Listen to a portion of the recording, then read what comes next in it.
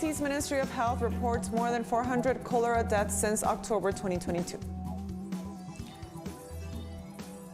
The Russian government announces shellings by Ukrainian troops during the 36-hour unilateral truce declared by Moscow to celebrate the Orthodox Christmas. And in the Democratic Republic of Congo, M23 rebels handed over a strategic base of the Congolese army.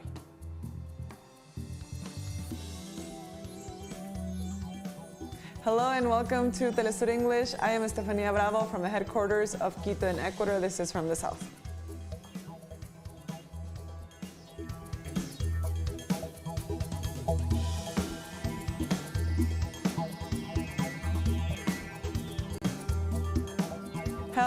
Haiti's Ministry of Health reports more than 400 cholera deaths since October 2022. Health authorities indicated that a total of 1,500 cases have been recorded in the country's 10 departments. Reports reveal that the positivity rate for the disease is 36.31% in the Caribbean nation.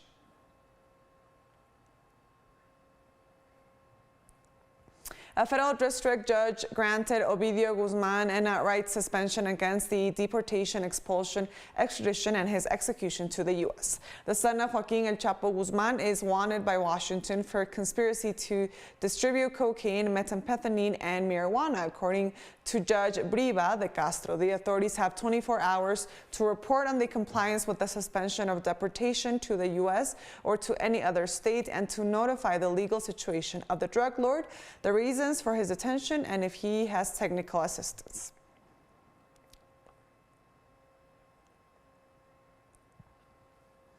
The capture of Ovidio Guzman left 29 dead, 35 injured, and 21 arrested. 19 of the casualties were alleged criminals, while 10 others were members of the armed forces. Such was the report of Luis Crescencio Sandoval, head of the Ministry of National Defense, during President López Obrador's morning conference, where they reviewed the actions in Culiacán, Sinaloa, to capture El Chapo Guzman's son. The secretary highlighted the work of law enforcement in these events. He added that 35 firearm injured military personnel and currently received medical attention.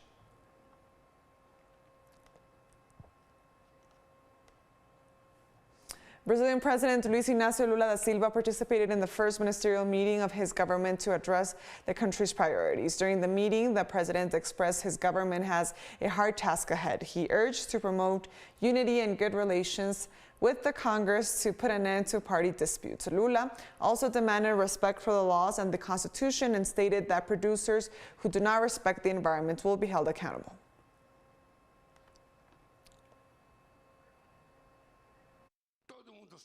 Everyone knows that our obligation is to do things right and to do them in the best way possible. Whoever makes a mistake knows that there's only one way. This person will be simply and most politely invited to leave the government. And if he or she has committed something serious, this person will have to face the resulting investigations and justice itself. Also, Brazilian President Lula da Silva predicted that based on his good management, Brazil's economy will return to growth. It is possible for the economy to grow again. It is possible to grow again with a lot of responsibility. It is possible to grow again with income and wealth distribution. And it is possible to generate employment that guarantees workers a little social security.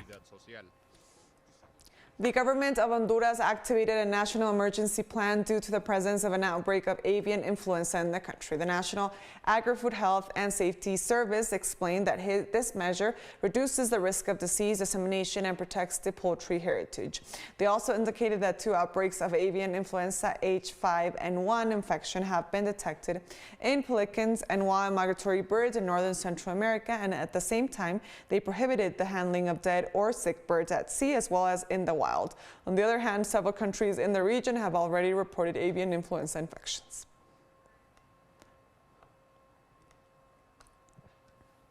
On the other hand, authorities of Costa Rica's National Poultry Health Program called to take sanitary measures after the presence of avian flu in the countries of the region. Also, authorities of the National Animal Health Service requested poultry establishments to carry out good production practices to avoid exposing their stock to a possible infection.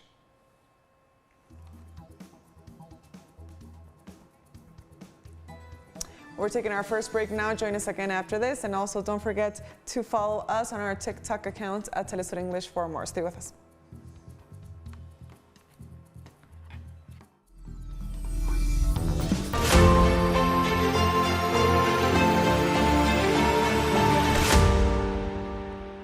Welcome back to From the South. More news now. The Russian government announced that shellings by the Ukrainian troops continued in the middle of the 36-hour unilateral truce declared by Moscow to celebrate the Orthodox Christmas. 4 missile attacks have been recorded on the Krasny Liman line, 3 artillery attacks near Belogorokva, near Lugansk, and 8 more from the Novopalovka area in Zaporizhzhia. Russian troops have opened fire in response and neutralized enemy firing positions. So far, the president of Ukraine, Volodymyr Zelensky, refuses to join the truce proposed by Russia and assures that Moscow only seeks to halt the advance of Ukrainian troops in the Donbass.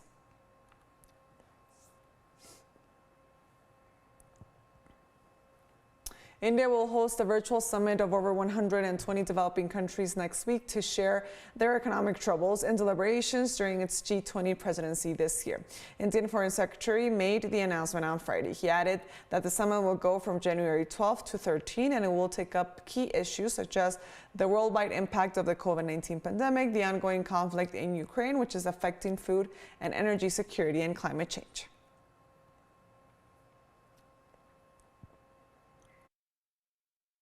This summit, which will be called the Voice of Global South Summit, under the theme Unity of Voice, Unity of Purpose, essentially envisages bringing together countries of the Global South and share their perspectives and priorities on a common platform across a whole range of issues. More than 120 countries are being invited for this Voice of Global South Summit.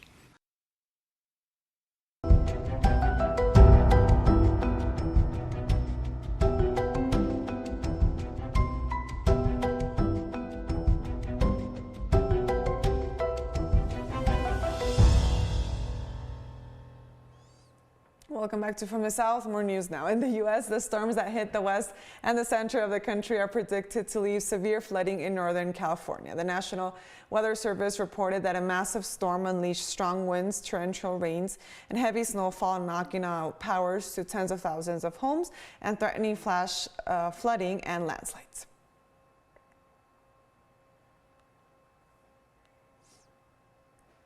In Uruguay, the largest wildfire in the last 2 years is being extinguished this Thursday in the town of Algorta, northwest of the capital, Montevideo. National Fire Department Chief Ricardo Riaño said they are extinguishing hot spots in the burnt area, which were revealed by a thermal drone they are using. Around the same time last year, large fires were unleashed in several coastal areas. This has refined cooperation between forestry companies, the Ministry of Livestock, Agriculture and Fisheries, local governments, and neighbor associations who have worked together preventing such fires from happening and spreading.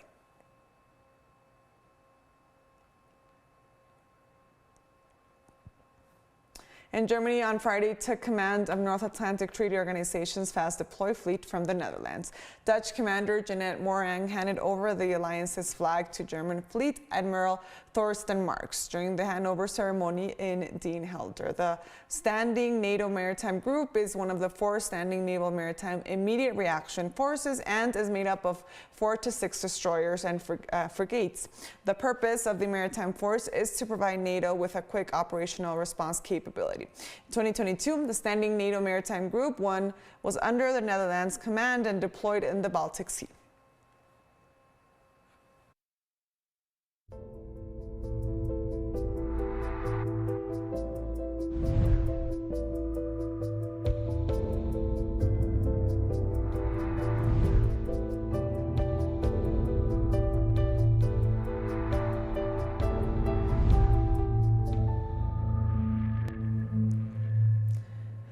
There is growing concern among United States residents over a sudden spike in COVID-19 infections tied to a new Omicron variant that is now responsible for more than 40% of cases recorded in December.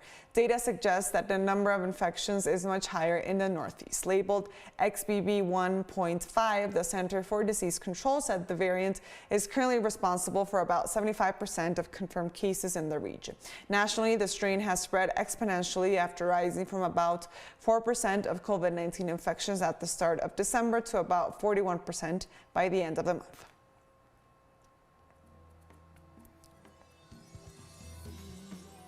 We're taking our last break now. Join us again after this. And also don't forget to follow me on my Twitter account at teleSUR for more. Stay with us.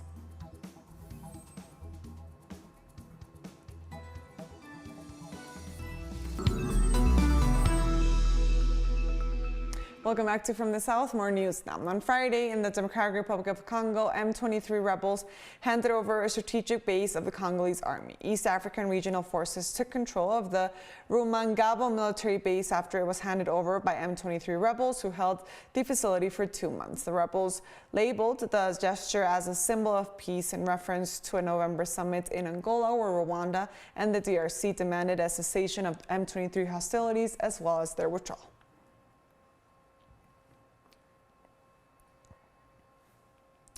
On Wednesday, Israel handed over to authorities of Palestine the corpse of 2 Palestinians killed over 2 years ago. In a statement, the Palestinian Civil Affairs Ministry said Israeli authorities handed over the corpses of Ashraf Halassi, age 30, and that of Mohammed Amro, age 36. The deceased were from Al-Sawari town in occupied East Jerusalem and from Hebron in the occupied West Bank, respectively.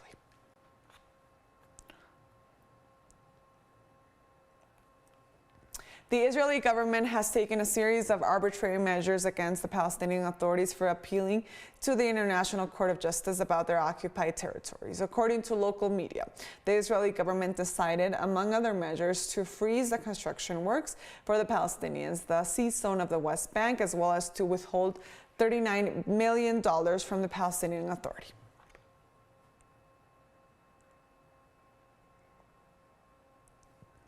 And on Friday in Somalia, an attack by the extremist group Al-Shabaab on a military camp in a village in the central state of Hirshabelle left 6 soldiers dead. According to the report, the action was carried out in the locality of Hilowi Gap, where government troops dislodged the armed group last week. The incursion of the extremist group occurred 2 days after 2 car bombs exploded in the district of Mahaz in the central territory of Hiran, in which 35 people were killed and 50 others were wounded.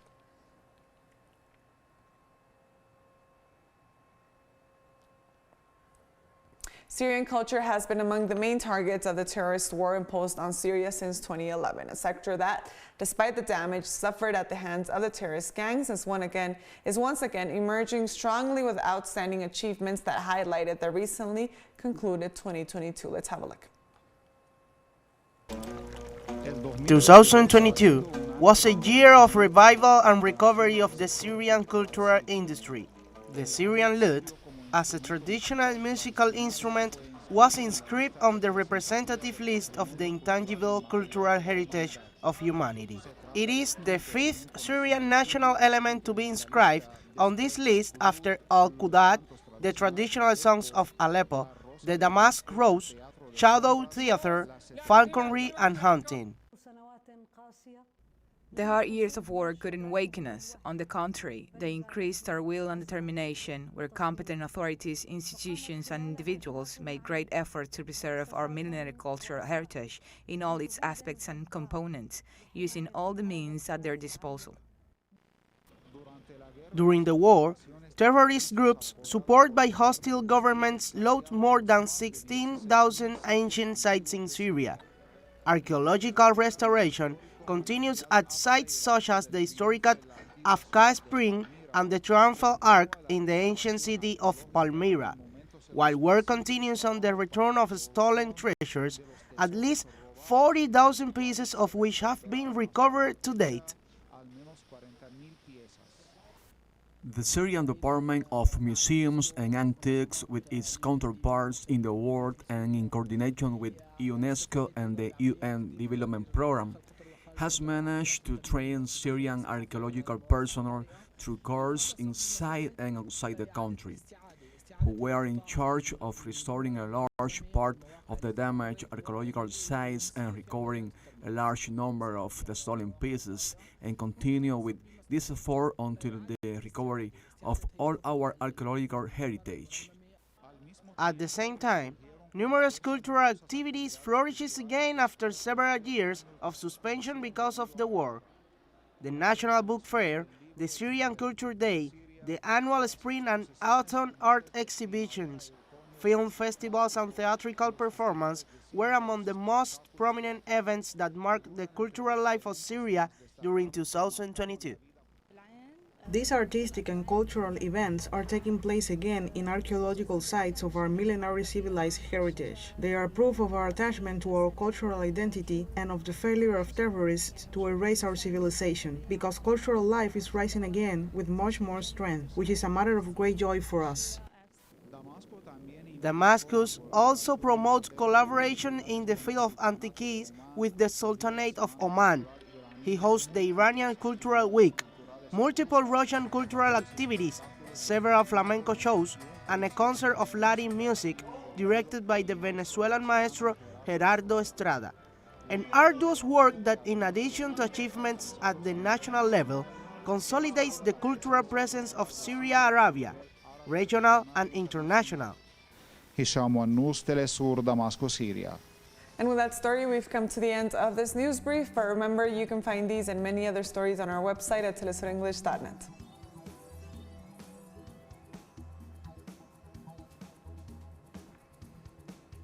And also be sure to follow us on our socials. We're on Facebook, on Twitter, and on Instagram as well. For telesur English, I am Estefania Bravo. Until next time.